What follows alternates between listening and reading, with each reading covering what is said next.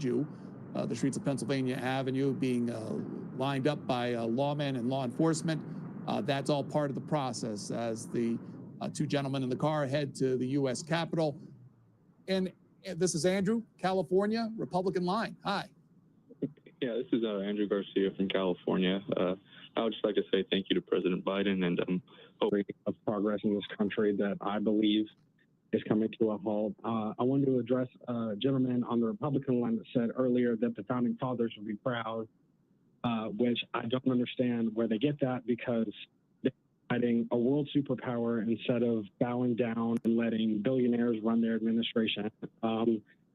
I fear the progress of this country, but I hope him the best because of the position. But I guess that's all I have to say. God bless America, and hopefully the next 4 years aren't as scary as everyone thinks they're going to be. Jacob joins us from Ohio, Independent Line. Yeah, I just wanted to say, earlier I heard someone say that they didn't like that there were priests and religious people. I actually think that's the best part of all this. Catholicism is true. Pope Francis will take over the country. Very based, very epic. I wish I could have voted for Trump, but sadly he wasn't Catholic enough for me. Maybe the candidate next time will be, although I do appreciate all the Catholic stuff that is present at this inauguration. That is Jacob joining us from Ohio. Just to show you a headline from the Associated Press from earlier today on this inauguration day, it was Pope Francis making comments about the president-elect, particularly his plans for mass deportation of immigrants, saying that he called it a disgrace as he weighed in on the incoming U.S. president's pledges nearly a decade after calling him, quote, not Christian for wanting to build a wall along the U.S.-Mexican border. Francis made the comments during an appearance at an official telegram, or made an appearance on a podcast, I believe. So that's just a story from the Associated Press. Let's go back to John McCardle. Pedro, a minute or two before Donald Trump gets up here to Capitol Hill and will arrive at the United States Capitol, I wanted to show viewers what the program looks like on the seats in the rotunda where all the members are gathering. The Twitter image of that program, one of those programs today, laying out the musical prelude from the University of Nebraska-Lincoln, combined choruses, the call to order. We'll hear of course, the swearing in of the vice president and the president. There'll be more musical accompaniments. The Battle Hymn of the Republic will be played. It's going to be quite a ceremony here in just a few minutes. Of course, the president will end with his inaugural address, and some excerpts of the inaugural address already being released. The president will say, in part, I return to the presidency confident and optimistic that we are at the start of a thrilling new era of national success. A tide of change is sweeping the country. Rachel Scott of ABC News tweeting out some of the snippets of that inaugural address. One more tweet for you, this from Mike Pence, noting that he is going to attend the inauguration of the president, saying this is a day when every American does well to celebrate our democracy and the peaceful transfer of power under the Constitution of the United States. And then, Pedro, you showed Vivek Ramaswamy in the rotunda there, the co-leader of DOGE, though not expected to be at the Department of Government Efficiency for too much longer. At least that's the reporting this morning. This is the headline from Politico, noting that Ramaswamy is set to leave DOGE, and it's CBS News noting that he's expected to soon step away from the task force. He intends to announce a campaign for Ohio governor as soon as the end of January, according to multiple sources and multiple outlets reporting that Vivek Ramaswamy, 39 years old, he will be in attendance today at the Capitol Rotunda. Let's hear from Dakota in New York, Republican line. Hello, I just wanted to say happy Martin Luther King Day, and I think for a lot of us, this is a very good day. It's a historic day. I want to wish President Trump and everybody else involved a safe day. And that is what I have for now, and thank you for taking my call. The motorcade rolling on towards the U.S. Capitol. That car you see containing the president and the president-elect as they make their way. Someone who's been out and about today, Tammy Thuringer talking with people. Tammy, hello. Here we go. Hi, Pedro. Still cold out here. We're making our way around. The crowd to get into the arena is on the other block from here, but we found another line of people. They're just trying to get in to part of the city that is sectioned off. You've probably seen those images of the black fencing around the city. There's more of it here. But Josh is a resident of DC. He's trying to get back into a city. Josh, how did you end up on this side of the fence today? We tried to walk and go through the inauguration, but that was over. That was completely filled, and so we just tried to get back to the apartment. But so many streets were blocked off and fenced off that we found our way into this line to just cross over to get to the street that we need to get to, and so that's how we got here today.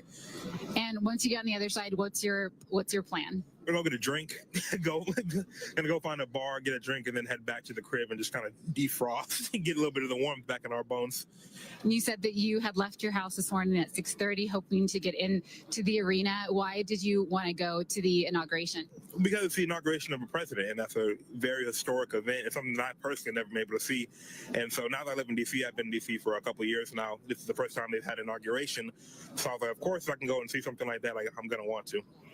President-elect Trump is busy right now. He just left the White House. They're on their way to the Capitol. But if you were watching this and you could give him a message, something you want him to focus on during his next term, what would you say? I would say, one, stay warm. It's cold out here, so that's my number one advice for him. And two, this might be a little personal, but try to work on bringing down some of the prices that we have going on in our economy right now. Groceries are expensive, rent is expensive, and I don't know what his exact economic plans are, but if he can do something with policy in order to kind of help bring down the prices of things so that people can go back to being able to afford a full cart of groceries, that will be something I think he needs to focus on and work on. Josh, thank you so much. Of course, thank you. Appreciate it. The Capital One Arena is. That's where people are lining up to become part of that watch party. You saw it last night if you watched the president at that rally, the pre-inauguration rally. That's where a lot of people are hanging out outside, in and around DC. People entering the Capitol right now, legislators and other guests. You heard Virginia Fox when she was leading the House saying that legislators will get seats and other distinguished getting seats to this event. Others will join as well. This event schedule starting a little while. Let's hear from Chris in Maryland, Democrats line. Hi. Hi. First, I want to say thank you to C-SPAN. And I heard someone earlier call and say this was a historic day. And I want to agree that this is historic because it shows where fraud and white power can get you. And for every Trump supporter that is excited for today, I just want to ask you. Okay, let me pause you just for a second there. The president and the president-elect entering the Capitol right now. Let's watch a little bit of this.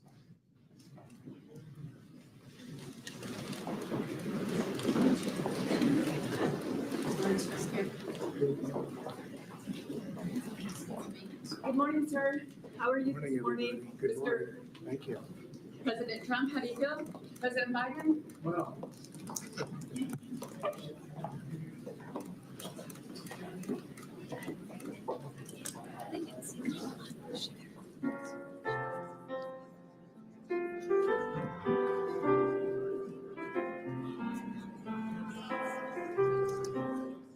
President and the president-elect entering. You probably saw Minnesota Democrat Amy Klobuchar too. She was the one leading a team of people in putting today's events together as part of a committee that's in charge of that.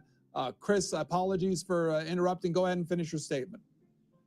No problem. What I was saying was, my question for every Trump supporter is, how is this convicted felon able to rise to the highest government office in the land when other convicted felons cannot even get a job to make ends meet? Thank you. Peter joins us from New York, Independent Line. Hello. Yeah, hi. So I felt during this election that we had a false choice. I either had to choose, some geriatric who can't fulfill his promises or a accused rapist. So I didn't feel like I had much of a choice there. Plus, with both of them supporting Israel with no real stop to that, I couldn't vote for either of them. I just wish, in an ideal America, that our politicians would divorce themselves from Israel and recognize the Palestinian state. I think it's about time. I think that we're funding murder. And sure, we have a ceasefire, but there's going to be another conflict within a year, if even. I mean, the West Bank is living under apartheid, and nothing's changing because, they're our greatest ally, but what did they do for us? I honestly ask myself that every day because, when did they become our greatest ally? When they displaced millions of people throughout the Middle East? When they exacted our interests as our attack dog?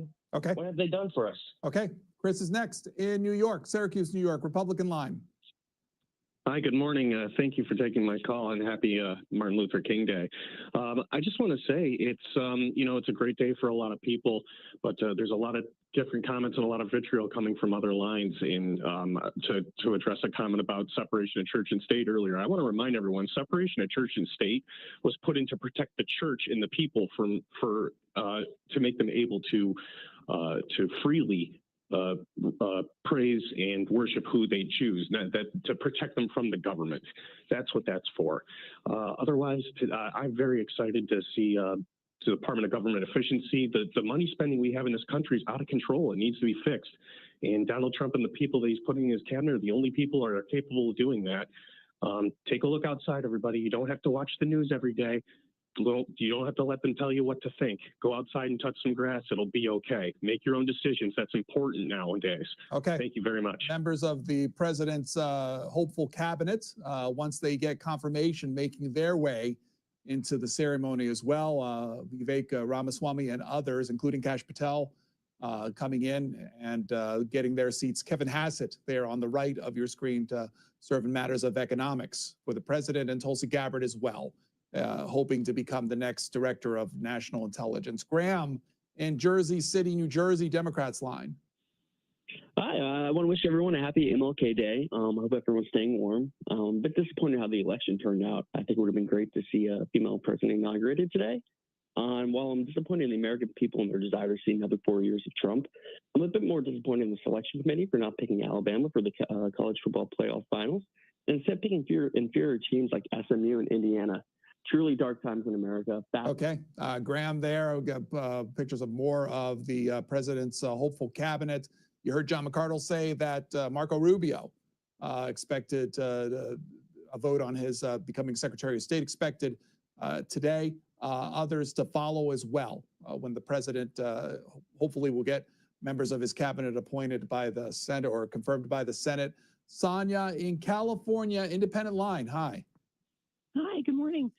I just wanted to remind everyone how we spend our time, what we're watching on the television or what we're spending our money on is just as much of a message sender as any screaming can be. If corporations are going to be running us right now, we can choose to buy local, to pay attention to our local artists or our local farmers, buying less from Amazon, paying less attention to Donald Trump on the YouTubes and the views. How we spend our time, period, can send a big message. And I just wanted to remind people that when it feels a little like you don't know what to do, just pay attention to where you're spending your money and spending your time. Avant from Baltimore, Maryland, Republican line. Hey, how you doing? Thanks for taking my call. I just want to say it's a lot of Democrats that need to put their hands behind their back. And it was a lot during the elections. Sobriety tests should have been done. There's a lot of hands behind their back action. Hey, I support Trump. I support the trucking industry. I am a trucker, and I would like to see the economy just shoot right back up, man. And shout out to the inauguration today, and hopefully everything goes well. Everything will go well, and let's get this economy back. Let's get that border built, and let's go. Let's go, America. Let's go.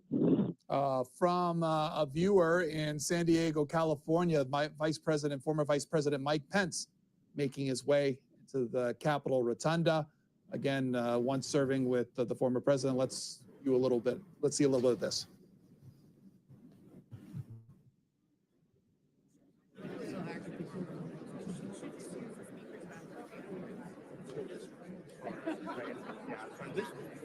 Just trying to catch her eye. It was a quick shot of Mike Pence making his way into the Capitol building there, others making their way too. This is from San Diego, Democrats line. This is Rain. Hello. Hello. I just wanted to say I noticed a lot of people are talking about different policies, and especially during the Trump administration and a lot of his advertisements, he was exclusively very anti-trans. And I noticed a lot of people put their 2 cents in on this problem, but haven't actually had experience with transgender people or for the most even met one. And as a transgender person, I think it is incredibly upsetting that we are used as an example and used as a device to get people to be scared of us when we're really just other people trying to live. And I'm just hopeful that certain choices don't make our lives a lot harder. And you know, I'm hopeful that Trump does okay, but again, I cannot support him for how much he hurts others around me and just how he destroys a lot. Elon Musk in that group that you're seeing right now, Jeff Bezos in that group as well. This is from Daniel. Daniel in Silver Spring, Maryland, independent line. Yes, good morning. Thank you. To say Donald Trump is a remarkable person. He incites people to violence and then gets everyone believing that he believes in peace. He promises to unleash hell and gets everyone believing that he believes in peace. He has zero respect for the work of Congress or the presidential office and gets everyone hoping that there'll be peace. He makes all of his money off the backs of low-income workers and then gets everyone believing that he put together a working-class coalition. I just have to say, I do hope there'll be a peaceful day, and good luck to you all. Mark Zuckerberg in that group as well. I believe his back toward us. Robert F. Kennedy Jr. in the background, hoping to become the next head of Health and Human Services.